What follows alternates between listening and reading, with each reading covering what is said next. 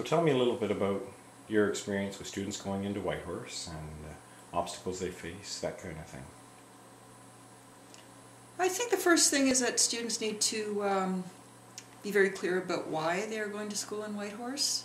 And I see two different approaches. One is that students would like to be in Whitehorse and they choose to go to school. So their priority is to be in Whitehorse and their secondary motivation is to go to school. And that I think is a challenge because going to school has to be your priority if you are going to school full time. So basically within those two different approaches, students need to really monitor themselves. So what you're saying is that students need to be really clear about why they're going to Whitehorse. They need to be very clear Yeah. about why they're going to Whitehorse, exactly.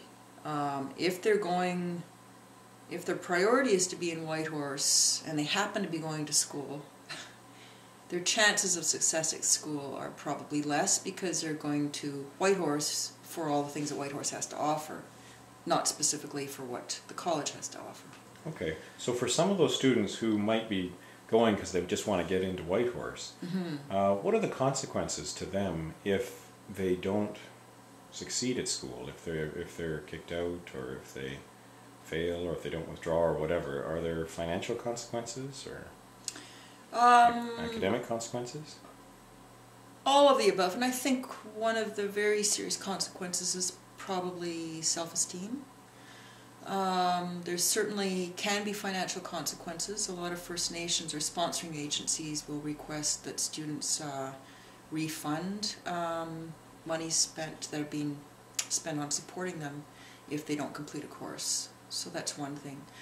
If they have a failure on their transcript, that transcript follows them the rest of their lives. So, you know, you may be 25 now, but lots of people, particularly in this time of lifelong learning, go back to school again and again and again.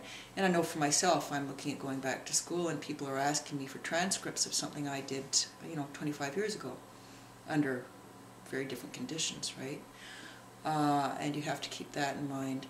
In terms of self-esteem, I think it's quite serious to feel like you set yourself up for something and for whatever reason you didn't follow through. And the advice to students is to, and I guess it's generally good advice, is to take care of problems as soon as you begin to get a sense of something going wrong. Deal with it right away. Find somebody who can help you with it. And you can't be shy about asking for help. There's lots of support services out there, but you have to seek those services out